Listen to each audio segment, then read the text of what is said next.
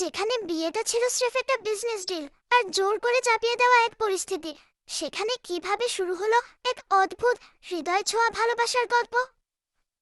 ভু গ্রুপের গম্ভীর workaholic president টিনজো, যে দৃঢ়ভাবে বিশ্বাস করত লাভ ইজ ভেরি চিপ, আর অন্যদিকে তার পারফেক্ট সেক্রেটারি ইওয়ান, যে টানা 8 বছর ধরে নীরবে ভালোবেসে এসেছে নিজেরই গম্ভীর বসকে। কিন্তু ডিভোর্সের একদম শেষ সীমানায় দাঁড়িয়ে একের পর এক ভুল বোঝাবুঝি, হাসপাতালের টান টান ড্রামা আর কাঁপিয়ে দেওয়া একটা চর, অবশেষে কি টিনজো বুঝতে পারবে ইউয়ানের চোখে লুকিয়ে থাকা সেই না বলা ভালোবাসার ভাষা, নাকি মাঝপথে ফিরে আসা পুরনো ক্রাশ আর ফ্যামিলি পলিটিক্সের গভীর চক্রান্ত চিরদিনের জন্য আলাদা করে দেবে এই দুজনকে? ভালোবাসা, ভুল বোঝাবুঝি, আবেগ আর একের পর এক চমকে ভরা এই অসাধারণ চাইনিজ ড্রামার শেষ মুহূর্ত পর্যন্ত কি ঘটেছিল তা জানতে চলুন আর এক মুহূর্ত দেরি না করে দেখে নেওয়া যাক আজকের ধামাকা এপিসোড। গল্পের শুরুতে আমরা ইউয়ানকে দেখি, যে অফিসে এন্টার করলো এবং নিজের সব কালিগদের জন্য কফি নিয়ে এলো। এটা দেখে সব এমপ্লয়িরা অনেক বেশি খুশি হয়ে গেল এবং জলদি তাকে থ্যাঙ্কস বলল। তখনই পেয়ে শাওয়ের নজর ইউয়ানের রিং এর উপর পড়ল। এত এক্সপেন্সিভ রিং দেখে সে ইউয়ানকে বলতে লাগলো, তোমার হাজবেন্ড নিশ্চয়ই তোমাকে অনেক বেশি ভালোবাসে। ইউয়ান তাদের জানালো যে তার বিয়ের 1 বছর হয়ে গেছে, কিন্তু সে একটা মিথ্যা বলে দিল, ওই রিংটা আসলে ফেক।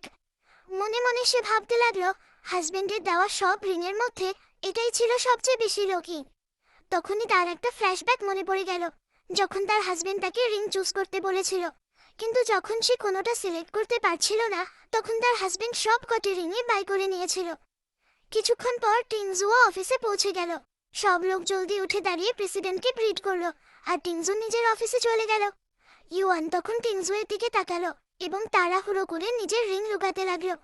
শাও এসে ইউয়ানের পাশে বসলো এবং তাকে জিজ্ঞেস করলো, তোমার কি মনে হয় তাদের এই ওয়ার্কাহলিক প্রেসিডেন্টের কি কোনো প্রাইভেট লাইফও আছে? এটা শুনে ইউয়ানের আরেকটা ফ্ল্যাশব্যাক মনে পড়ে গেল, যেখানে টিংজু তাকে কিস করছিল। ইউয়ান সামনে টিংজুয়ের দিকে তাকালো, তারপর লজ্জায় ব্লাশ করতে লাগলো। এরপর সে শাওয়ের সামনে বাহানা বানিয়ে বলল, জাহির সি বাত হ্যায়, ওনারও নিজের কোনো প্রাইভেট লাইফ থাকবেই। এই বলে সে আবার নিজের কাজে বিজি হয়ে গেল। অফিস টাইম শেষ হওয়ার পর যখন তারা সবাই সেখান থেকে যেতে লাগলো, তখন শাও নিজের কারে বসে ইউয়ানকে জিজ্ঞেস করলো, তোমার হাজবেন্ড কি তোমাকে পিক করতে আসবে? কিন্তু ইউয়ান জানালো সে বিজি, তাই আসতে পারবে না। এটা শুনে শাও বলতে লাগলো, তোমার হাজবেন্ড একদমই ভালো না যে তোমাকে পিকও করতে পারে না, তাকে ছেড়ে দাও, আমি তোমাকে এর চেয়েও হ্যান্ডসাম আর রিচ হাজবেন্ড এনে দেব। ইউয়ান শুধু হালকা করে স্মাইল করলো, তারপর শাও সেখান থেকে চলে গেল। ইউয়ান জানায়, টিংজু যখন থেকে অ্যাব্রড থেকে ব্যাক করেছে, তখন থেকে সে রাত 8টায় ইন্টারন্যাশনাল মেম্বারসদের সাথে মিটিং করে, রাত 2টায় শাওয়ার নেয়, রাত 9টায় ঘুমাতে যায়, আর ঠিক রাত 10টায় লাইটস অফ হয়ে যায়। তাই ইউয়ানের মনে হচ্ছিল এতক্ষণে হয়তো সে ঘুমিয়ে পড়েছে। কিন্তু যখন সে বাসায় পৌঁছালো, তখন টিংজু তার জন্য ওয়েট করছিল। ইউয়ান জানালো, কখনো কখনো যখন তার মন চায়, তখন এই রুটিনে এক্সেপশন হয়েই যায়। যেমনই সে ডোর ওপেন করে ভেতরে এন্টার করলো, টিংজু তাকে কিস করা স্টার্ট করে দিল। কিন্তু ইউয়ান তাকে থামিয়ে জানালো সে আগে শাওয়ার নিতে চায়। এই কথা মেনে নিয়ে ইউয়ান যখন শাওয়ার নেওয়ার জন্য গেল, টিংজুও তার পেছনে পেছনে চলে গেল। তারপর সে ইউয়ানকে বলল, চলো আজ একসাথেই শাওয়ার নিই। এই বলেই সে আবার ইউয়ানকে কিস করতে লাগলো। নেক্সট ডে তারা দুজনেই একদম টাইম মতো উঠে গেল। ইউয়ান জানায়, রাতে যতই লেট হোক না কেন, মর্নিংয়ে টিংজু নিজের বায়োলজিক্যাল অ্যালার্মের কারণেই ঠিক উঠে যায়, আর এখন ইউয়ানেরও এটার অভ্যাস হয়ে গেছে। ইউয়ান ব্রেকফাস্ট করার জন্য এলো, যেখানে টিংজু আগে থেকেই বসেছিল। ইউয়ান জানায়, টিংজু এর লাইফ একটা ক্যালকুলেটেড মেশিনের মতো, যেখানে হার চিজ তার প্রোগ্রামের একটা অংশ, আর ইউয়ানের জন্য সেখানে কোনো এক্সেপশন নেই।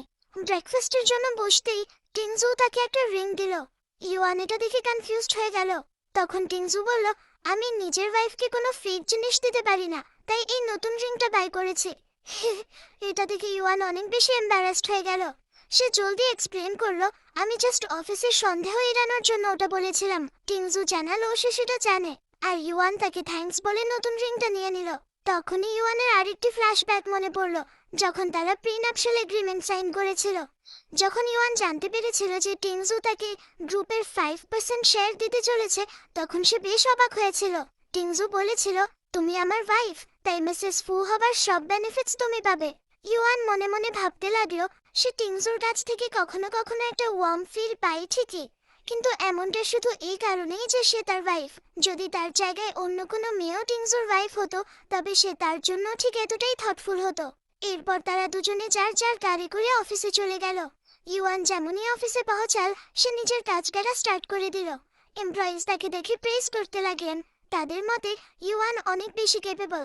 টিংজুর টেম্পার ভীষণ খারাপ, কিন্তু এত ইয়াং হওয়ার পরও ইউয়ানই একমাত্র যে তার সাথে এতদিন ধরে টিকে থাকতে পেরেছে। সবকিছু সেট করার পর ইউয়ান তখন টিংজুকে পিক করার জন্য গেল। যেমনই লিফটের ডোর ওপেন হলো ইউয়ানের নজর টিংজুর আইডি কার্ডের উপর পড়ল। তখনই সে বুঝতে পারলো তাদের দুজনের কার্ড এক্সচেঞ্জ হয়ে গেছে। সে জলদি টিংজুকে হালকা ধাক্কা দিয়ে আবার লিফটের ভেতর এন্টার করে গেল। এটা দেখে সব এমপ্লয়িজ পুরো শকড হয়ে গেল। লিফটের ভেতর ইউয়ান তখন টিংজুকে জানালো তাদের কার্ড এক্সচেঞ্জ হয়ে গেছে। তাই টিংজু জলদি নিজের কার্ডটা খুলে ইউয়ানকে দিয়ে দিল। এরপর তারা দুজনে মিটিং অ্যাটেন্ড করার জন্য চলে গেল। মিটিং এর মাঝখানে টিংজুর যখনই যা জিনিস লাগছিল সে শুধু ইউয়ানের দিকে হাত বাড়াচ্ছিল আর ইউয়ান ফটাফট তাকে প্রয়োজনীয় জিনিসটা দিয়ে দিচ্ছিল।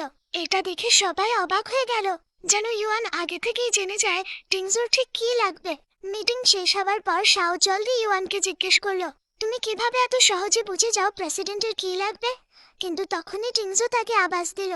ইউয়ান আর কোনো উত্তর না দিয়ে তার সাথে সেখান থেকে চলে গেল। এরপর আমরা টিংজুয়ের পয়েন্ট অফ ভিউ দেখি।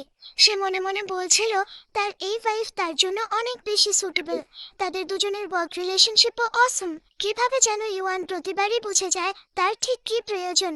সে নিজের এই ওয়াইফকে লাইক করে। সে চাইলে ইউয়ানকে দুনিয়ার সব জিনিস এনে দিতে পারে, কিন্তু একটি জিনিস সে কখনোই দিতে পারবে না, সেটা হলো ভালোবাসা। আর ঠিক তখনই টিংজুয়ের একটা ফ্ল্যাশব্যাক মনে পড়ে। সেখানে তার ফাদার মিস্টার ফু তাকে বুঝাচ্ছিলেন লাভ অনেক চিপ জিনিস।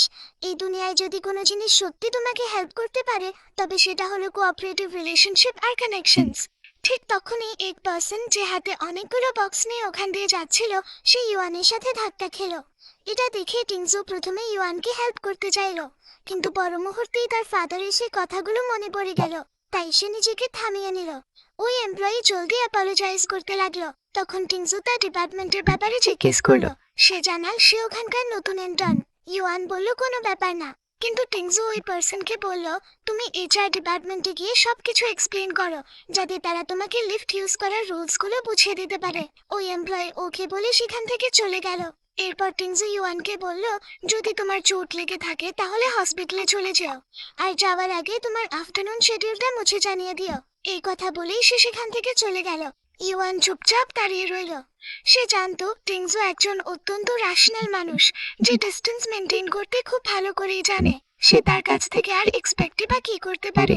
আর ওদিকে টিংজু মনে মনে ভাবছিল যদি সে ইউয়ানকে ভালোবাসা দিতেই না পারে তাহলে তার উচিত নয় এই রিলেশনে ইউয়ানের এক্সপেকটেশনস আরো বাড়িয়ে দেওয়া। ইউয়ান এখন নিজের কাজ করছিল। তখনই তার মাদার মিসেস শাওয়ের কল এলো। তিনি ইউয়ানের কাছে তার আর টিংজুয়ের রিলেশনের ব্যাপারে জিজ্ঞেস করলেন। তারপর বলতে লাগলেন তোমাদের বিয়ের 1 বছর হয়ে গেছে, এখনো তোমরা বাচ্চার ব্যাপারে কোনো প্ল্যান কেন করছো না?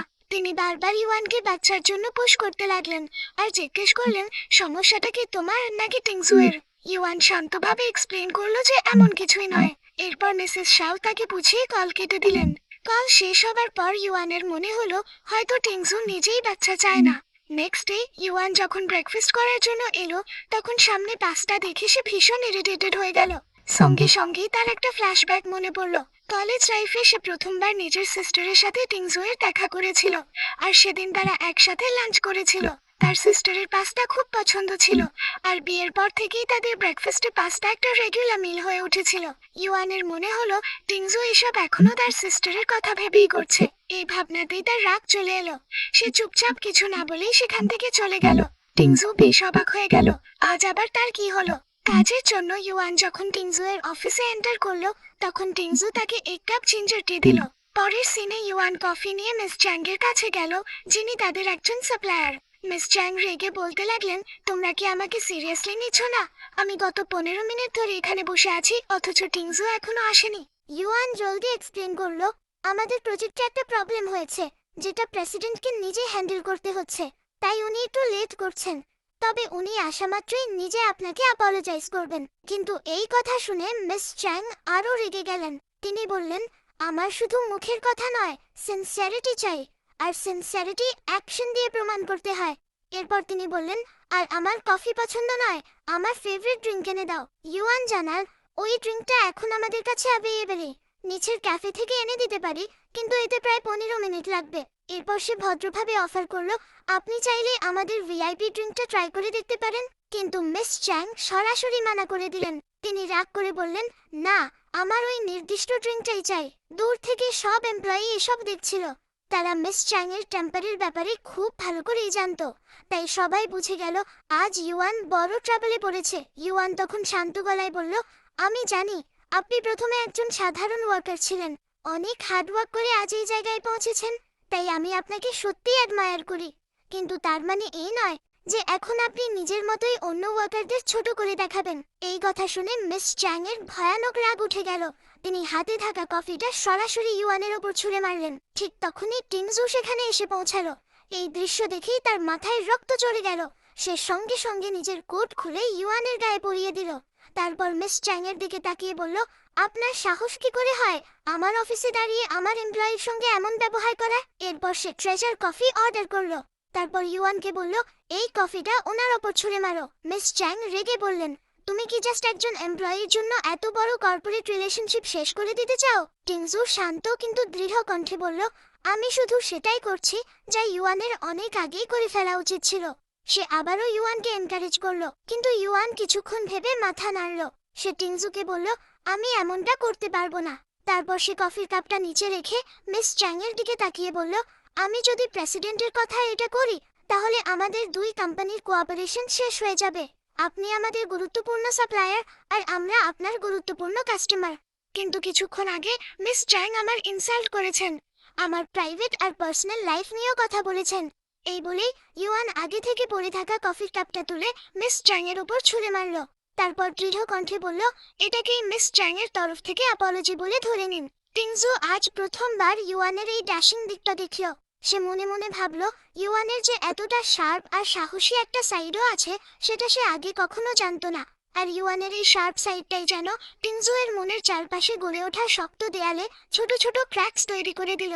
ইউয়ান সেখান থেকে চলে যাওয়ার পর মিস চ্যাং টিংজুকে বলতে লাগলেন, আসলে ভুলটা আমারই হয়েছিল, চলুন আমরা আবার বিজনেসের কথা বলি।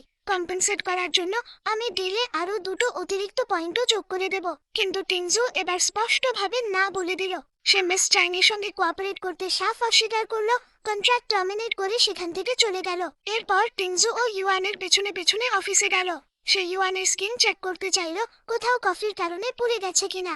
ইউয়ান হালকা হাসি দিয়ে বলল, জাস্ট একটু রেড হয়ে গেছে, আমি একদম ঠিক আছি। টিংজু তার প্রশংসা করে বলল, আজ তুমি পুরো সিচুয়েশনটা দারুণভাবে হ্যান্ডেল করেছো। তুমি শান্ত ছিলে আর কোনো ইম্পালসিভ সিদ্ধান্তও নাওনি। কিন্তু নেক্সট টাইম যদি এমন কিছু হয় তাহলে এসব সহ্য করার কোনো দরকার নেই। কোনো বিজনেস মিটিং এর জন্য তোমার স্যাক্রিফাইস আমার চাই না। এরপর সে ইউয়ানকে ড্রেস চেঞ্জ করানোর জন্য নিজের সঙ্গে নিয়ে যেতে লাগলো। কিন্তু ইউয়ান তাকে মনে করিয়ে দিল, আর মাত্র 10 মিনিটের মধ্যেই আপনার নেক্সট মিটিং। এটা শুনে টিংজু বলল, তাহলে আপাতত আমার একটা শার্ট পরে নাও। ইউয়ান তখন টিংজু এর শার্টটা নিজের মতো করে স্টাইল করে পরে নিল। তবে মনে মনে সে ভয় পাচ্ছিল যদি কেউ শার্টটা চিনে ফেলে। ইউয়ান টিংজু এর রুমে চলে গেল আর ইউয়ান ফাইলস নেওয়ার জন্য বের হলো। ঠিক তখনই শাও তার কাছে এসে বলল, ওয়াও, তুমি তো এত তাড়াতাড়ি ড্রেসও চেঞ্জ করে ফেলেছো, তোমাকে বেশ স্টাইলিশ লাগছে, কিন্তু এই শার্টটা কেন যেন আমার খুব চেনা চেনা লাগছে। ইউয়ান দ্রুত বলল, না না, তেমন কিছু না। তারপর একটা বাহানা বানিয়ে সেখান থেকে কেটে পড়ল। এরপর ইউয়ান শার্টটা অন্য একজনকে দিয়ে বলল ওটা যেন ফেলে দেওয়া হয়।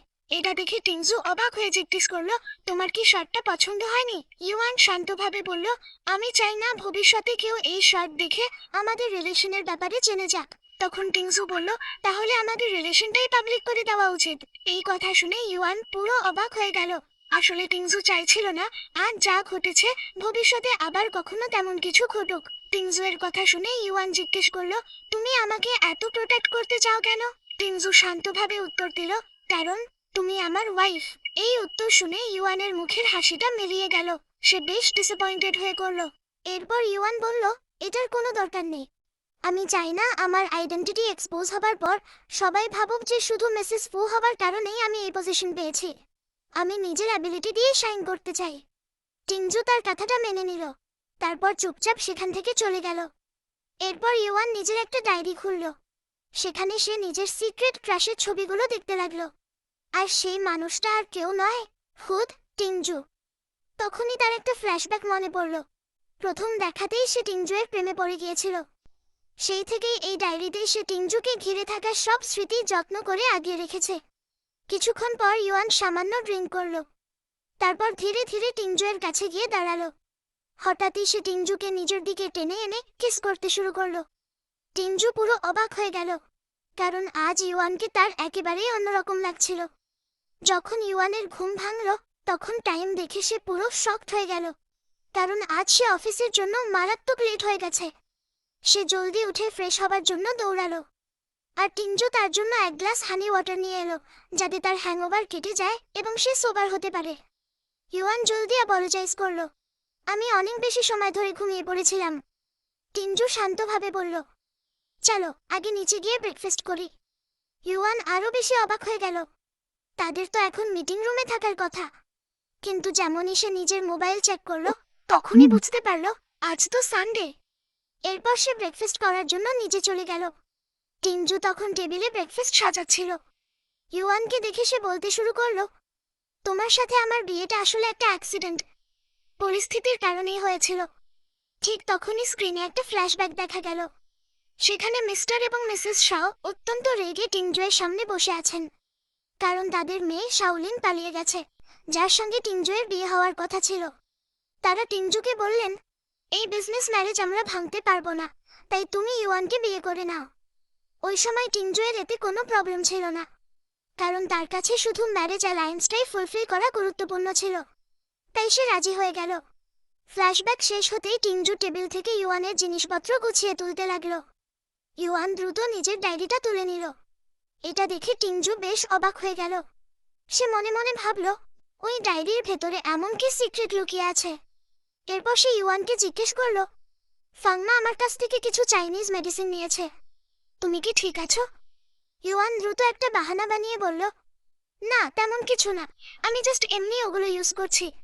তখন টিংজু বলল, ঠিক আছে, তাহলে পুরো কোম্পানির স্টাফদের জন্য একটা মেডিকেল চেকআপ অ্যারেঞ্জ করে দিই। নেক্সট ডে কোম্পানির পক্ষ থেকে ইউয়ান আর শাও হসপিটালে মেডিকেল চেকআপের জন্য লাইনে দাঁড়িয়েছিল। শাও জিজ্ঞেস করলো, হঠাৎ করে কোম্পানি এমপ্লয়িজদের জন্য এই চেকআপ কেন অ্যারেঞ্জ করলো? ইউয়ান নিজেও এই ব্যাপারে কিছুই জানতো না। শাও মনে মনে প্রে করতে লাগলো, শুধু যেন লিন বেবির সঙ্গে এখানে দেখা না হয়। তার কথা শুনে ইউয়ানের মনে পড়ল, বেবি তো তাদেরই কালিগ। সে কারণ জিজ্ঞেস করলে শাও বলল, প্রেসিডেন্ট নিজে তাকে প্রমোট করেছেন, আর সেই খুশিতে সে এখন মাটিতে পাই ফেলছে না। কিছুক্ষণ পরে বেবি সেখানে এসে হাজির হলো। শাওকে বেরিয়ে এসে বলল, আমিও মেডিকেল চেকআপের জন্য এসেছি। তারপর সে ব্যঙ্গ করে বলতে লাগলো, আমার তো মনে হয় প্রেসিডেন্ট আগেই জেনে গেছেন ইউয়ানের কোনো ডিজিজ হয়েছে, আর সেই কারণে এই মেডিকেল চেকআপ অ্যারেঞ্জ করেছেন, যাতে এই ধরনের এমপ্লয়িজদের ফিল্টার আউট করে কোম্পানি থেকে বের করে দেওয়া যায়। ঠিক তখনই টিংজু সেখানে এসে পৌঁছালো।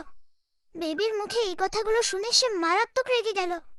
সে ইউয়ানকে প্রোটেক্ট করার জন্য এগিয়ে যেতে চাইল, কিন্তু তার অ্যাসিস্ট্যান্ট তাকে থামিয়ে বলল, স্যার, আপনাদের রিলেশনশিপ নিয়ে অলরেডি অনেক রুমার্স ছড়িয়ে পড়েছে।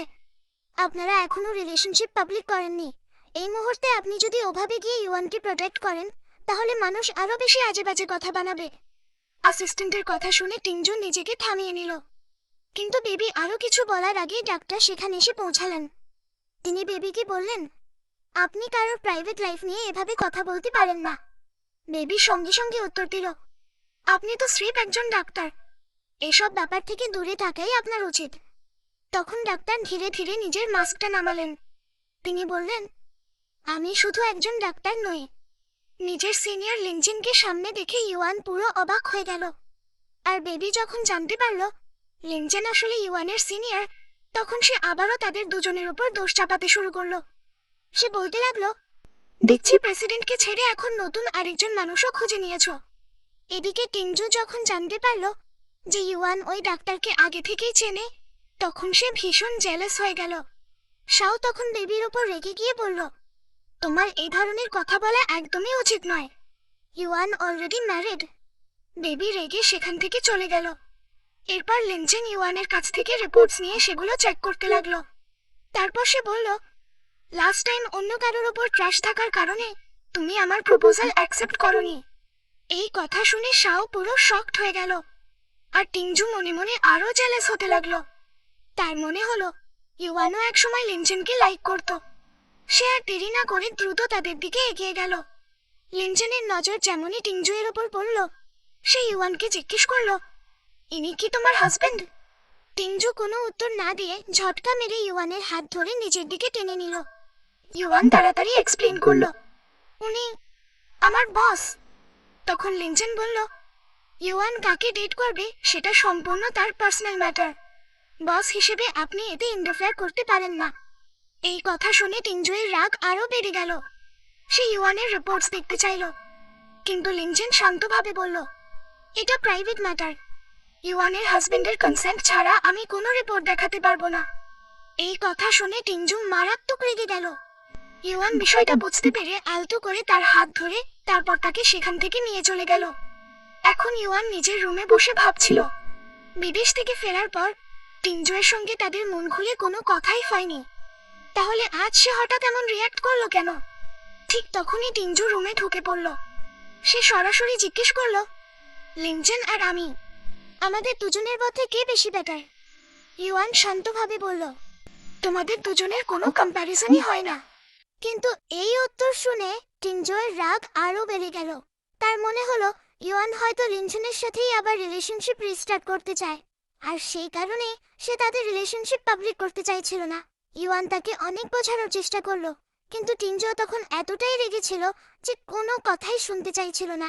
এক পর্যায়ে রাগের মাথায় ইউয়ান হঠাৎ করে টিংজুকে একটা থাপ্পড় মেরে বসলো। টিংজু পুরো শকড হয়ে গেল। কিছুক্ষণ চুপ থেকে সে শুধু বলল, তুমি রেস্ট নাও। এরপর সে সেখান থেকে চলে গেল। ইউয়ান নিজেও ভীষণ শকড ছিল, কারণ জীবনে প্রথমবার সে রাগের মাথায় এমন কিছু করে ফেলেছে। আর ওদিকে টিংজু মনে মনে ভাবছিল, জীবনে প্রথমবার কেউ আমাকে থাপ্পড় মারল। কিন্তু অদ্ভুত ব্যাপার হলো, তার রাগ হচ্ছিল না, বরং সে অকারণেই প্যানিক হয়ে পড়েছিল। এমন এক অদ্ভুত শক্তি ছিল যার সামনে সে নিজেকে রেজিস্টই করতে পারছিল না। পরের দিন তারা দুজনেই একটা মিটিংয়ে ছিল। মিটিংয়ের মাঝখানে ইউয়ানের ফোনে বারবার মেসেজ আসছিল। টিংজু তার দিকে তাকাতেই ইউয়ান দ্রুত নিজের ফোনটা সুইচ অফ করে দিল। মিটিং শেষ হতেই শাও ইউয়ানকে টিজ করে বলল, ওগুলো কি ওই ডাক্তারেরই মেসেজেস ছিল? জাস্ট একটা ডিনার ডেটই তো, তোমার যাওয়া উচিত। ওখান থেকে বের হওয়ার সময় টিংজু এই কথাগুলো শুনে ভীষণ জেলাস হয়ে গেল। ইউয়ান যখন নিজের কাজে ব্যস্ত ছিল, তখন টিংজু এক গাদা ফাইল এনে তার সামনে রেখে দিল। সে বলল, এই ফাইলগুলো আজকেই কমপ্লিট করতে হবে, এগুলো খুবই ইম্পর্ট্যান্ট। বাধ্য হয়ে ইউয়ান ওভারটাইম কাজ করা শুরু করলো। কিছুক্ষণ পর টিংজু যখন দেখলো ইউয়ান এখনো কাজ করছে, তখন সে ডিনার অর্ডার করে দিল। ইউয়ান ডিনার করার জন্য প্রেসিডেন্টের অফিসে গেল। টেবিল ভর্তি খাবার দেখে সে অবাক হয়ে বলল, আমরা দুজন মিলে এতে খাবার কিভাবে ফিনিশ করব? ঠিক তখনই তার একটা ফ্ল্যাশব্যাক মনে পড়ে গেল।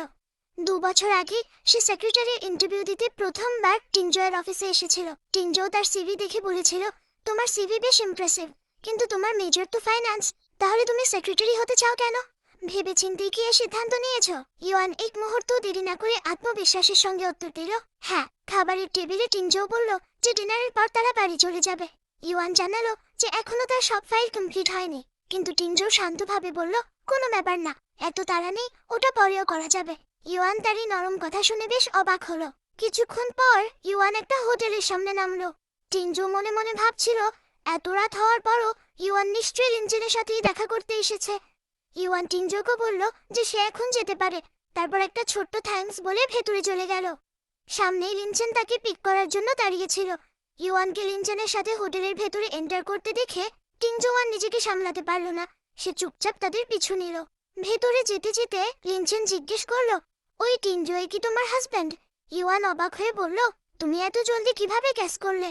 লিনচেন হালকা হেসে বলল, তুমি যেভাবে ওর দিকে তাকাও সেটা দেখলেই সত্যিটা বোঝা যায়। লিনচেন আরও বলল, এই টিংজুই কি তোমার সেই 8 বছরের পুরনো ক্রাশ? তারপর সে প্রশ্ন করল, যখন শেষ পর্যন্ত তোমার টিংজুয়ের সাথেই বিয়ে হয়েছে, তাহলে তুমি খুশি নাও কেন? ইউয়ান জলদি বলল যে সে একদম ঠিক আছে, কিন্তু লিনচেন বুঝতে পারছিল তার মুখের হাসিটা একদমই সত্যি নয়। তাই সে পরামর্শ দিল, এমন ম্যারেজে থাকার কোনো মানে নেই, তার ডিভোর্স নেওয়ার কথা ভাবা উচিত। দরজার ওপাশে দাঁড়িয়ে সব কথা শুনে টিংজুয়ের মাথায় যেন আগুন জ্বলে উঠল। এরপর তারা বাকি ক্লাসমেটদের গেট টুগেদারে গিয়ে বসলো। দুজনকে একসাথে দেখেই বন্ধুরা টিজ করতে লাগলো। কলেজ লাইফে লিনচেন তো ইউয়ানকে লাইক করত, আজ দুজনে একসাথে এসেছে মানে তোমরা কি রিলেশনশিপে আছো? ইউয়ান কিছু এক্সপ্লেইন করার আগেই সেখানে টিনজু এসে হাজির হলো। সবাই তাকে দেখে অবাক হয়ে গেল, কারণ সেই তাদের কলেজের নামে সিনিয়র ছিল। কনফিডেন্ট টিনজু সবার সামনে বলল, আমি আমার ওয়াইফকে নিতে এসেছি। এই কথা শুনেই পুরো পরিবেশ নিস্তব্ধ হয়ে গেল। টিনজু ইউয়ানের পাশে গিয়ে দাঁড়াতেই সবাই নিজেদের আগের কথার জন্য এম্বারাসড হয়ে পড়ল। মনিটর জলদি অ্যাপোলোজাইজ করলো এবং টিনজুকেও ডিনারে জয়েন করার অনুরোধ করলো। টিনজু ইউয়ানের পাশের চেয়ারে বসে পড়ল। মনিটর অপোলজি হিসাবে একটা টোস্ট করতে চাইলে টিনজু জানালো যে সে ড্রিঙ্ক করে না। ইউয়ান পরিস্থিতি সামলাতে বলল, আমি ওনার বদলে ড্রিঙ্ক করে নিচ্ছি। ইউয়ান গ্লাসে চুমুক দেওয়ার আগেই লিনচেন তার হাত থামিয়ে বলল, ইউয়ান, তোমার তো স্টমাক প্রবলেম আছে, তোমার ড্রিঙ্ক করা উচিত না। তোমার বদলে আমিই খেয়ে নিচ্ছি। নিজের ওয়াইফের জন্য অন্য একজনের এত কেয়ার দেখে টিনজুয়া নিজেকে সামলাতে পারল না। সে এক ঝটকায় লিনচেনের হাত থেকে ওয়াইনের গ্লাস নিয়ে পুরোটা এক নিঃশ্বাসে শেষ করে ফেলল। পুরো টেবিলে অস্বস্তিকর নীরবতা নেমে এলো। লিনচেন বলল, আমি জানতাম তুমি ক্লাসের নাম্বার 1 স্টুডেন্ট ছিলে, কিন্তু একটা ওয়াইনের গ্লাস নিয়ে তুমি এভাবে রিঅ্যাক্ট করবে সেটা ভাবিনি। টিনজু শান্ত অথচ দৃঢ় কণ্ঠে বলল, ইউয়ান আমার ওয়াইফ, তাই লিনচেনের মতো কোনো আউটসাইডারের ওর হয়ে ড্রিঙ্ক করার দরকার নেই। হাজব্যান্ড হিসেবে এই কাজটা আমিই করব। ইউয়ান জলদি বোঝানোর চেষ্টা করলো যে লিনচেন ওই অর্থে বলেনি, কিন্তু টিনজু আরও রেগে গেল। তুমি ওর পক্ষ নিচ্ছ কেন? ইউয়ান বিরক্ত হয়ে বলল, তুমি কি সবার সামনে আমাকে এভাবে এম্বারেস করা বন্ধ করবে? টিনজু বলল, আমি তোমাকে এম্বারেস করছি? আসলে তুমি তো চাইছোই না আমি এখানে আসি, এই কারণেই তো তুমি আমাকে রিলেশনশিপ পাবলিক করতে চাও না। ইউয়ান কিভাবে এক্সপ্লেন করবে বুঝে উঠতে পারছিল না। ঠিক তখনই লিনচেন রেগে গিয়ে ইউয়ানের হাত ধরে তাকে সেখান থেকে নিয়ে যেতে লাগলো। সবাই তখন ফিসফিস করে গসিপ করতে শুরু করলো। টিনজু রাগে তাদের পিছনেই ছুটে গেল। করিডোরে গিয়ে টিনজু ঝটকা মেরে ইউয়ানের হাত ধরল আর লিনচেনকে হাত ছাড়তে বলল, কিন্তু লিনচেন ছাড়ল না। পরের মুহূর্তে টিনজু রাগের মাথায় লিনচেনকে একটা পাঞ্চ মেরে বসল। ইউয়ান পুরো হতবাক হয়ে গেল। সে টিনজুকে জিজ্ঞেস করলো, তুমি এভাবে কাউকে কিভাবে মারতে পারলে? তারপর জলদি লিনচেনের ইনজুরি চেক করতে লাগলো। এই দৃশ্য দেখে টিনজুয়ের বুকের ভেতরটা আরো জ্বলে উঠল। লিনচেন রাগে বলল, ইউয়ান এই বিয়েতে একটুও হ্যাপি নয়। পরিস্থিতি আর না বাড়াতে ইউয়ান বলল, তোমাকে এসব নিয়ে ভাবতে হবে না, আমি একদম ঠিক আছি। কিন্তু লিনচেন থামলো না। না ইউয়ান, এটা কোনো মিসআন্ডারস্ট্যান্ডিং নয়। সেদিন অফিসে যখন সবাই তোমাকে ব্লেম করছিল তখন এই টিনজু শুধু দাঁড়িয়ে দেখছিল। কেন সে তোমার পাশে এসে দাঁড়ায়নি? কেন তোমাকে প্রোটেক্ট করেনি? তোমার ওনাকে ছেড়ে দেওয়া উচিত। এই কথা শুনে টিনজুয়ের রাগ চরমে পৌঁছে গেল। সে বলল, এটা তোমার বিজনেস নয়। তারপর ইউয়ানের হাত শক্ত করে ধরে সেখান থেকে নিয়ে গেল এবং বলল, লিনচেনকে ইগনোর করো। ওদিকে লিনচেন তখন বুঝে গিয়েছিল টিনজুও মনে মনে ইউয়ানকে ভালোবাসে। তখনই তার বহু বছর আগের একটা ফ্ল্যাশব্যাক মনে পড়ল। প্রথমবার সে ইউয়ানকে প্রপোজ করেছিল, কিন্তু ইউয়ান তাকে ফিরিয়ে দিয়ে বলেছিল সে অলরেডি অন্য কাউকে ভালোবাসে। তখন লিনচেন জানতো না সেই মানুষটাকে। ফ্ল্যাশব্যাক শেষ হতে সে মনে মনে ঠিক করলো, যদি ইউয়ানের ভালোবাসা নাও পায় তবু সবসময় তার পাশে থাকবে। গাড়ি থেকে নেমে টিনজুর রাগী মুখে ইউয়ানকে টেনে বাইরে নিয়ে এলো। ইউয়ান শান্তভাবে বলল, প্লিজ কাম ডাউন। টিনজু চিৎকার করে বলল, তোমাকে অন্য একটা ম্যানের সাথে ওভাবে দেখে আমি কিভাবে শান্ত থাকি? ইউয়ানের বুকের ভেতর অদ্ভুত একটা অনুভূতি জন্ম নিল। এই প্রথম টিনজু তার জন্য নিজের কন্ট্রোল হারিয়েছে। কিন্তু তারপরে ইউয়ান নিজের মনকে বুঝিয়ে বলল, টিনজু তাকে কখনো খারাপভাবে ট্রিট করেনি। অফিসে সবার সন্দেহ এড়াতে নতুন রিং এনে দিয়েছে, তার জন্য জিঞ্জারটি রেডি রেখেছে। ট্রাভেল পছন্দ না করলেও তাকে প্রোটেক্ট করার জন্য রিলেশনশিপ পাবলিক করতেও রাজি হয়েছিল। তবুও ইউয়ান জানে এই সব কিছু সে করছে শুধু মিসেস ফু, তার লিগ্যাল ওয়াইফ হওয়ার দায়িত্ব থেকে। তার জায়গায় অন্য কোনো মেয়েও থাকলে টিনজু ঠিক একই কাজই করত। এখানে ইউয়ানের জন্য আলাদা করে কোনো ভালোবাসা নেই। টিনজু আবার ইউয়ানকে কিস করতে চাইল, কিন্তু এবার ইউয়ান তাকে আটকে দিল এবং দৃঢ় কণ্ঠে বলল, আমি আর এই সম্পর্কের নাটক চাই না। I want a divorce. Divorce কথাটা শুনেই টিনজুয়ের মুখের রং বদলে গেল। সে রেগে জিজ্ঞেস করলো, তুমি কি ওই লিনচেনের জন্য এসব করছো? ইউয়ান শান্ত গলায় জানালো, এখানে ওর কোনো লেনাদেনা নেই, এটা সম্পূর্ণ আমার নিজের ডিসিশন। টিনজু কিছুতেই বুঝতে পারছিল না ইউয়ান কেন এমন কথা বলছে। তখন ইউয়ান সরাসরি তার চোখের দিকে তাকিয়ে জিজ্ঞেস করলো, টিনজু, তুমি কি আমাকে ভালোবাসো? এই প্রশ্ন শুনে টিনজু একদম বোবা হয়ে গেল। তার কাছে কোনো উত্তরই ছিল না। ঠিক তখনই তার মনে পড়ে গেল বাবার বলা সেই পুরনো কথা। ফ্ল্যাশব্যাকে তার বাবা মায়ের একটা ছবি দেখিয়ে বলছিলেন, ভালোবাসার কোনো মূল্য নেই টিনজু, দেখো, তোমার মা ভালোবাসার টানে অন্য একজনের সাথে পালিয়ে গেছে। Love is so cheap. এই পৃথিবীতে সবচেয়ে গুরুত্বপূর্ণ জিনিস হলো প্র্যাকটিক্যাল কানেকশন আর কোঅপারেটিভ রিলেশনশিপ। ফ্ল্যাশব্যাক শেষ হতেই টিঞ্জু নিজেকে সামলে বলল, ইওয়ান, আমি তোমাকে দুনিয়ার সব লাক্সারি, সব সুখ এনে দিতে পারি, কিন্তু তুমি এই ভালোবাসার পিছনে কেন পড়ে আছো, যার কোনো প্র্যাকটিক্যাল ভ্যালুই নেই? Love is very chip. এই কথা শুনে ইওয়ানের মনের শেষ আশাটুকুও ভেঙে গেল। রাগ আর কষ্টে তার চোখ ভিজে উঠল। সে বলল, হ্যাঁ, তোমার তো আসলে একটা রোবটের মতো সুটেবল ওয়াইফ দরকার, যে তোমার সব রিকোয়ারমেন্টস একটা মেশিনের মতো পূরণ করবে। এতদিন আমি সব করেছি, কিন্তু আমি আর এই খাঁচায় থাকতে পারছি না। এই বলে ইওয়ান টিংজুকে ওখানেই ফেলে রেখে নিজের ব্যাগ গুছিয়ে চিরতরে চলে গেল। পরের দিন টিংজু নিজের অফিসে বসে ফাইল দেখছিল। ঠিক তখনই তার ল্যাপটপে একটা নতুন মেল এলো। সেটা ছিল ইওয়ানের রেজিগনেশন লেটার। চিঠিটা দেখেই টিংজুয়ের মাথায় যেন আগুন জ্বলে উঠল। সে বুঝল ইউয়ান সত্যি তাকে ছেড়ে যাওয়ার সব ব্যবস্থা করে ফেলেছে। ঠিক তখনই কেবিনে এন্টার করলো বেবি। সে বলল, স্যার, মিস চাং বাইরে আপনার জন্য অপেক্ষা করছেন। উনি বলেছেন আপনার সাথে দেখা না করে আজ এখান থেকে যাবেন না। টিংজু ফাইল থেকে চোখ না তুলেই রুক্ষ গলায় বলল, এই কথা বলতে তুমি কেন এসেছো? ইউয়ান কোথায়? বেবি মনে মনে খুশি হয়ে বলল, ইউয়ানকে তো আজ সকাল থেকে অফিসে দেখিনি, মেবি আজ লিভে আছে। এই কথা শুনে টিংজু আর এক সেকেন্ডও বসে থাকলো না। সে চেয়ার ছেড়ে ঝটকা মেরে উঠে কেবিন থেকে বেরিয়ে গেল ইউয়ানকে খুঁজতে। টিংজু বেরিয়ে যেতেই বেবি এর নজর পড়ল প্রেসিডেন্টের খোলা ল্যাপটপে। সেখানে ইউয়ানের রেজিগনেশন লেটার দেখে তার মুখে একটা পিশাচি হাসি ফুটে উঠল। সে মনে মনে বলল, ইয়াক, অবশেষে প্রেসিডেন্টও এই আপদটাকে আর নিজের সাথে রাখতে চাইছে না। আর কোনো কিছু না ভেবেই সে নিজের ক্ষমতার অপব্যবহার করে প্রেসিডেন্টের ল্যাপটপ থেকে ইউয়ানের রেজিগনেশন লেটার অ্যাপ্রুভ করে দিল। মনে মনে সে হাসল। এবার ইউয়ান চিরতরে বিদায় হবে, আর প্রাইম সেক্রেটারির পজিশনটা আমার হবে। এদিকে টিংজু হন্তদন্ত হয়ে নিচে নেমে মিস চাংয়ের সামনে গিয়ে দাঁড়ালো। টিংজুকে দেখেই মিস চাং শান্ত গলায় বললেন, প্রেসিডেন্ট ফু, লাস্ট টাইম আমি আপনার সেক্রেটারির সাথে খুব রুড আচরণ করেছিলাম। আমি আজ সেই ভুলের জন্য সিনসিয়ারলি অ্যাপোলোজাইজ করতে এসেছি। আমি চাই আমাদের দুই কোম্পানির বিজনেস কোঅপারেশন যেন চলতে থাকে। টিংজু ঠান্ডা কিন্তু ধারালো কণ্ঠে বলল, যদি সত্যি ক্ষমা চাইতে এসে থাকেন, তাহলে আমার কাছে নয়, ইউয়ানের কাছেই যাওয়া উচিত ছিল। দীর্ঘ শ্বাস ফেলে মিস চাং বললেন, আমি জানি, কিন্তু লাস্ট টাইম ইউয়ান নিজেই আমাকে বলেছিল সে ফু গ্রুপের একজন প্রফেশনাল সেক্রেটারি। আপনার পারমিশন ছাড়া সে পার্সোনালি কোনো ডিসিশন বা অ্যাপোলজি অ্যাকসেপ্ট করতে পারে না। নিজের ওয়াইফের সততা আর প্রফেশনালিজমের কথা অন্য কারোর মুখে শুনে টিংজুয়ের বুকটা অদ্ভুত যন্ত্রণায় মোচড় দিয়ে উঠল। সে মনে মনে ভাবল, কিন্তু ইউয়ান তো এখন আর আমার সেক্রেটারি হতে চায় না। অন্যদিকে ইউয়ান যখন জানতে পারল যে তার রেজিগনেশন লেটার অলরেডি অ্যাপ্রুভ হয়ে গেছে, তখন সে ভীষণ ডিসঅ্যাপয়েন্টেড হয়ে গেল। ঠিক তখনই বেবি সবার সামনে অ্যানাউন্স করলো, আজ ইউয়ানের লাস্ট ডে, তাই সবাই ওকে বাই বলে দাও। এই কথা শুনে সব কলিগস একেবারে শক হয়ে গেল। বেবি সবার সামনে মিথ্যা বলল, এই রেজিগনেশন লেটার প্রেসিডেন্ট নিজেই অ্যাপ্রুভ করেছেন। এরপর সে ইউয়ানকে হিউমিলিয়েট করতে শুরু করলো। প্রেসিডেন্ট নিশ্চয়ই তোমার আলটেরিয়ার মোটিভ জেনে গেছেন, তাই তোমাকে কোম্পানি থেকে বের করে দিয়েছেন। ইউয়ান রেগে বলল, এটা আমার নিজের নেওয়া ডিসিশন। কিন্তু বেবি তার একটা কথাও বিশ্বাস করলো না। ঠিক তখনই সেখানে মিস চ্যাং এসে শটান বেবির গালে একটা থাপ্পড় মেরে বসলেন। বেবি পুরো হতবাক হয়ে গেল। সে বিশ্বাসই করতে পারছিল না মিস চ্যাং ইউয়ানের জন্য এমনটা করবেন।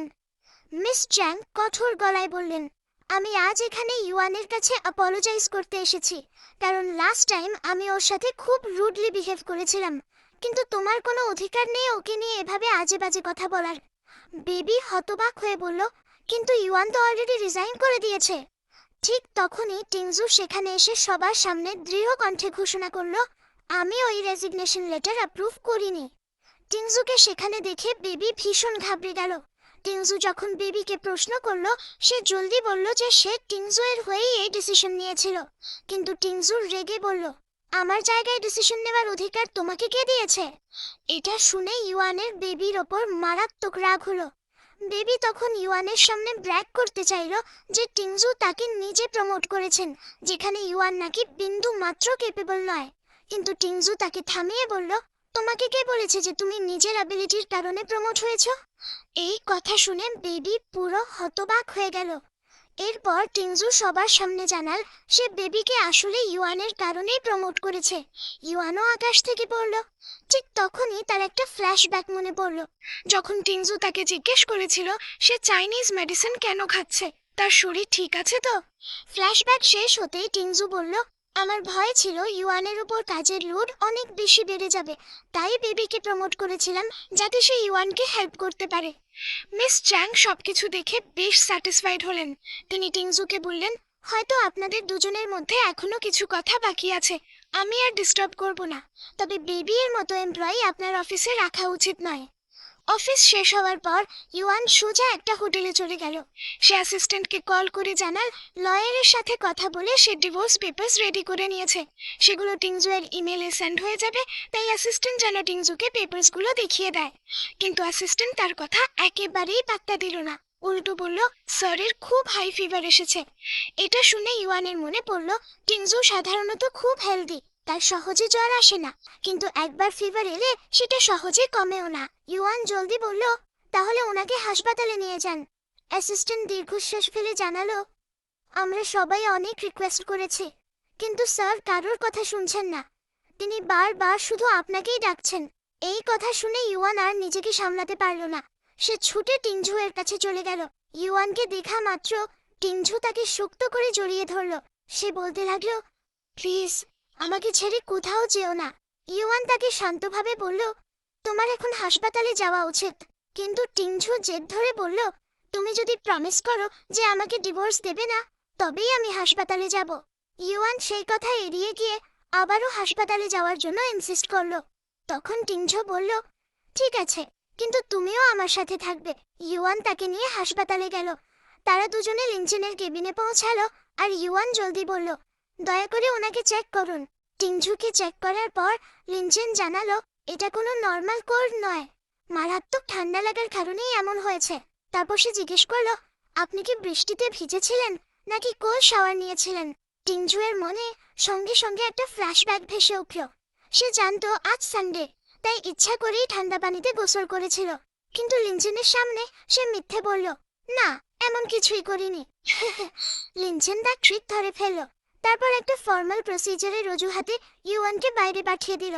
কিছুক্ষণ পর ইউয়ান কেবিনে ফিরে এসে দেখল টিংঝু এর হাতে আঘাত লেগেছে।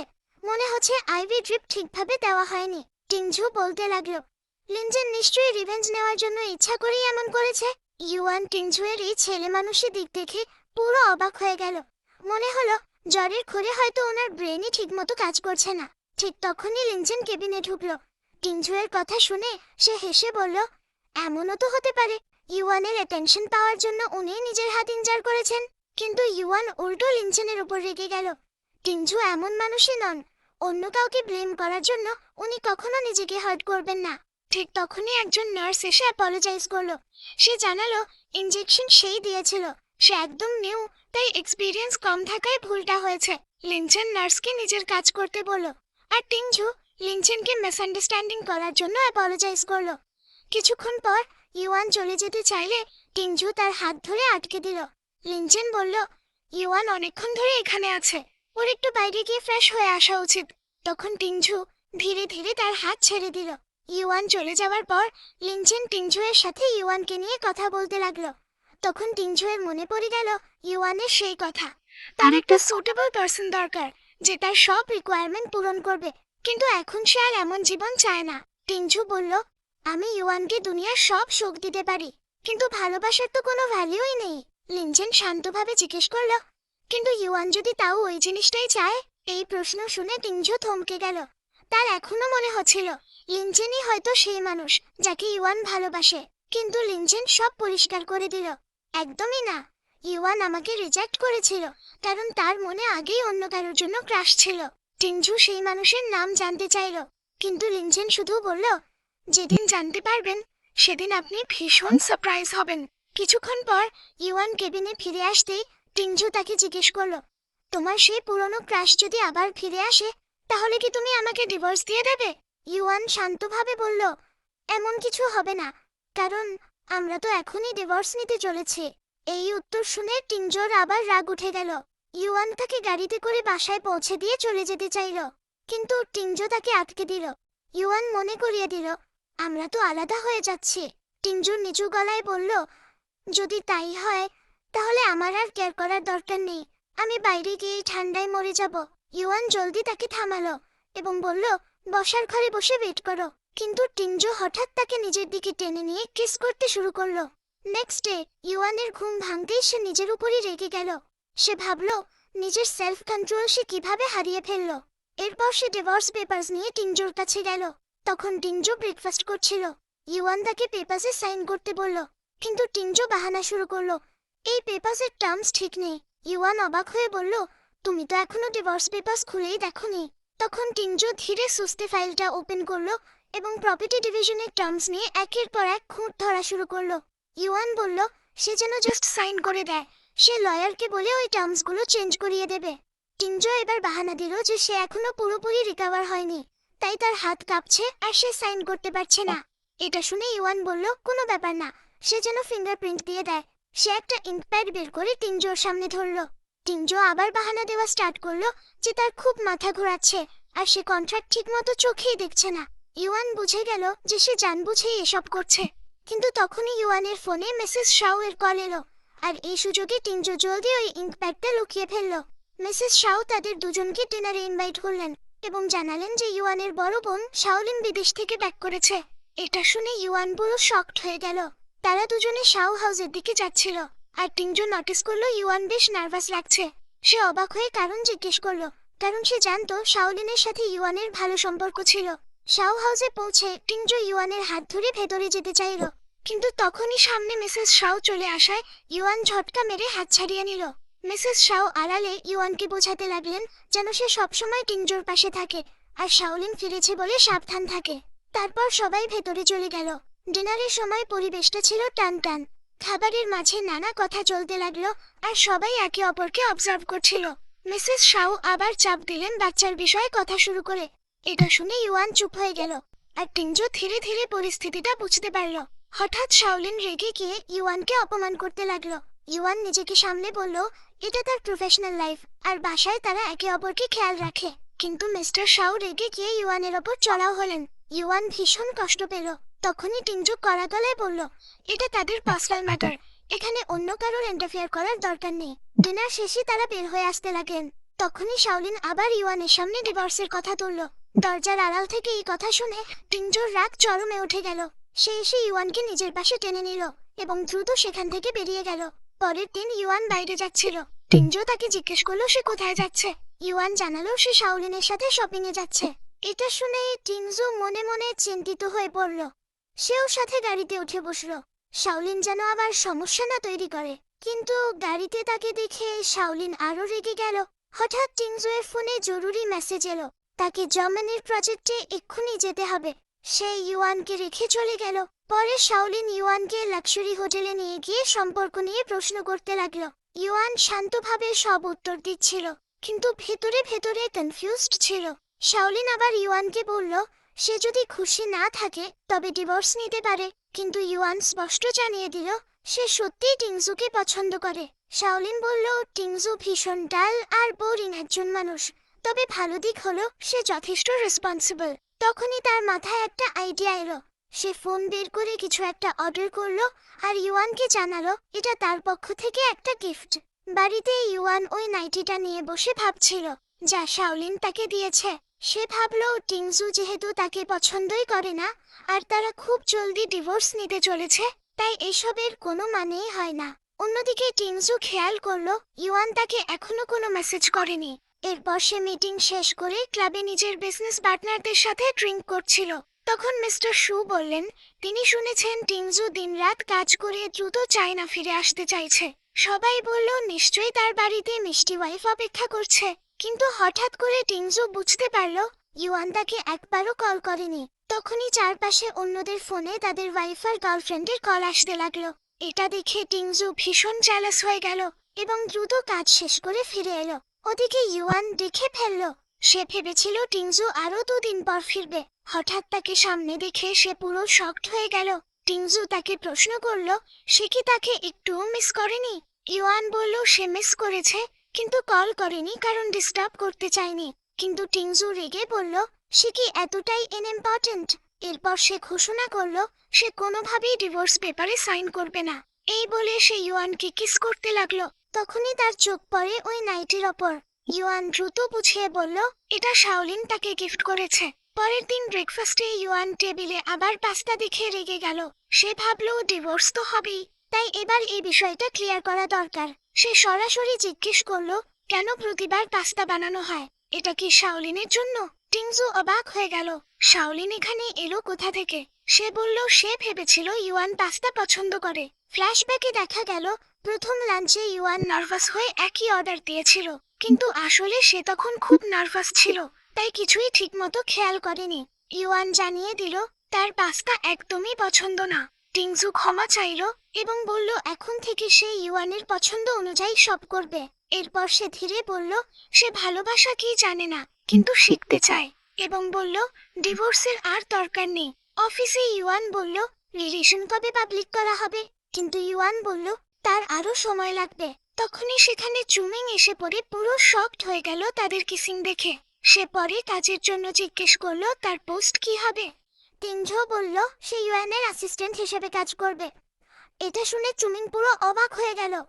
পরে সে ইচ্ছাকৃত ঝামেলা করতে চাইলে ইউয়ান তাকে কঠোরভাবে সামলে দিল। অফিস শেষে চুমিং ইউয়ানকে ড্রপ করার অফার দিল, কিন্তু ইউয়ান নিজের গাড়ির চাবি দেখিয়ে হেসে চলে গেল। দূর থেকে চুমিং দেখে ফেলল ইউয়ান একটা লাক্সারি করে উঠছে। পরের দিন অফিসে ইউয়ান টিংঝোর অফিস কেবিনে ছিল।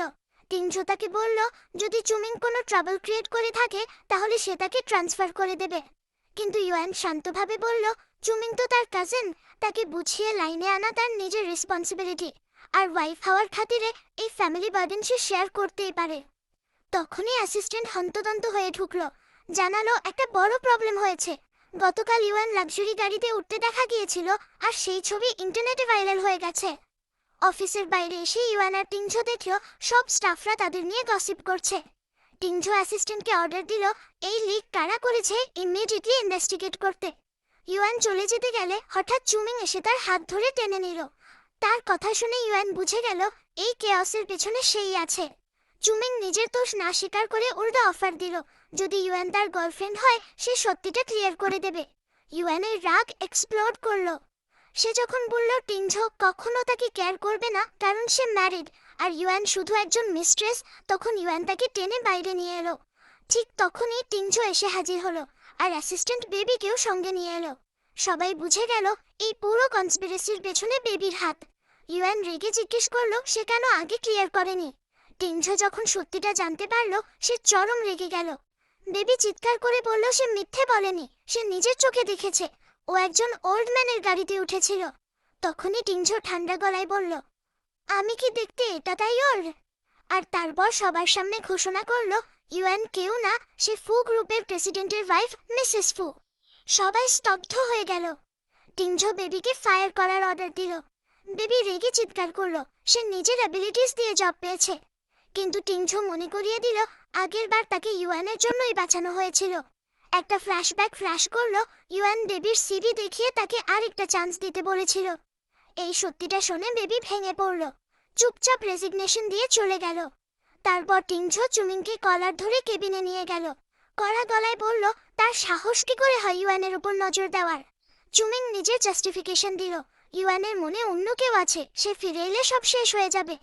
টিংঝো গর্জে উঠল আবার এমন কথা বললে আফ্রিকাতে ট্রান্সফার করবে। পরের দিন ইউয়ান ঘুম থেকে উঠে জানলো সব স্টাফ জানে সেই মিসেস ফু। সে রেগে টিংঝোর কাছে গেল, কিন্তু টিংঝো শান্তভাবে বলল আগে ব্রেকফাস্ট করো।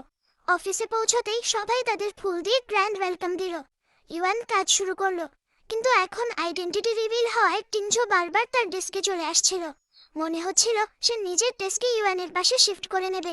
ইউয়ান তাকে বাধা দিলে সে আবদার করলো তাহলে ইউয়ানই যেন বেশি অফিসে আসে। তখনই শাওয়ের কল এলো। খবর, তাদের কোম্পানি ব্যাংক্রাপ্ট হতে চলেছে। ইউয়ান একাই হ্যান্ডেল করতে চাইল। শাও তাকে চাপ দিল যেন সে টিংঝোকে ফান্ড অ্যারেঞ্জ করতে বলে। কিন্তু ইউয়ান সরাসরি রিফিউজ করলো। সে বলল আগে ফাইন্যান্সিয়াল স্টেটমেন্ট চেক করবে। এই কথায় শাও চিৎকার করলো, সে শুধু বিয়ের জন্য ইউজফুল ছিল। অফিসে ফিরে ইউয়ানের গালে চড়ের দাগ দেখা গেল। টিংজো কিছুই না বলে শুধু তাকিয়ে রইল। ইউয়ান চুপচাপ ফাইন্যান্সিয়াল স্টেটমেন্ট অ্যানালাইজ করলো, সব লুপহোল খুঁজে সলিউশন বের করতে লাগলো। পরবর্তীতে শাও আবার কল করে জিজ্ঞেস করলো সে কি টিংজোয়ের সাথে কথা বলেছে। ইউয়ান বলল না, এখনো না। এটা শুনে শাও আবার অপমান করলো, বলল তার কোনো যোগ্যতাই নেই মিসেস ফু হওয়ার। ইউয়ানের মন ভেঙে গেল। ঠিক তখনই টিংজো এসে তাকে জোর করে নিয়ে গেল খাবার খাওয়াতে। লাঞ্চ টেবিলে সে কথা তুলতেই ইউয়ান বুঝে গেল টিংজো সবকিছু জানে। টিংজো তার কাছে সলিউশন জানতে চাইলে ইউয়ান নিজের মাথায় ভেবে রাখা সব প্ল্যান শেয়ার করলো।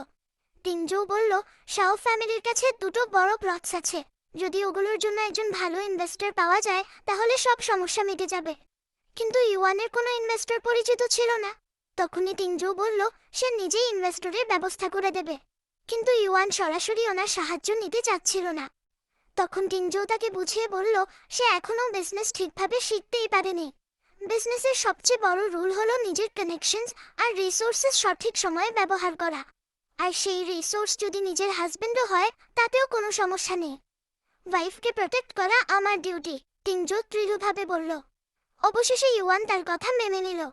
ঠিক তখনই মিসেস শাওয়ের ফোন এলো।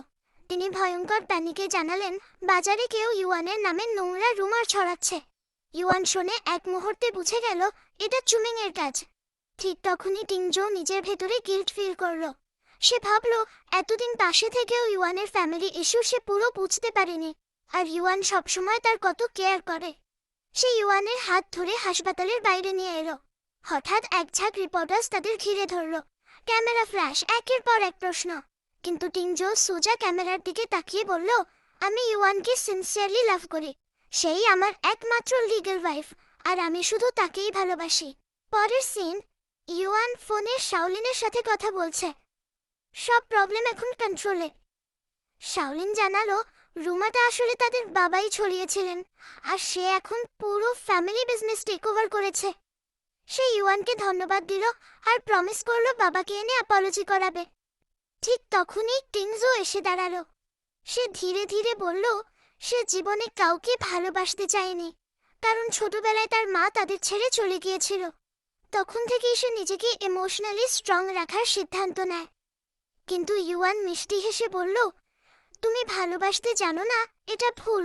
হাজব্যান্ড হিসেবে তুমি পৃথিবীর বেস্ট। পরের সিন, ইউয়ান শাওয়ার নিচ্ছে। বাথরুম থেকে সে বলল তার নাইট গাউন আনতে ভুলে গেছে। টিংজু সেটা নিতে গেলে হঠাৎ তার চোখ পড়ে ইউয়ানের ডায়েরিতে। সে থেমে গেল। ওই সিক্রেট ক্রাশের কথা আবার মনে পড়ল। কিন্তু ঠিক তখনই ইউয়ান বেরিয়ে এলো। সে টিস করতে লাগলো ডায়েরি হাতে কেন। টিংজু কিছু না বলে তাকে টেনে নিল আর তাকে কিস করলো। কিছুক্ষণ পর ইউয়ান ঘুমিয়ে পড়ল। টিংজু একা বসে ভাবলো আসলে ইউয়ানের ক্রাশ কে। সে ভেতরে ভেতরে ইনসিকিউর হয়ে গেল। পরদিন সকালে সে জিজ্ঞেস করলো চাইল্ড প্ল্যান করা উচিত কিনা।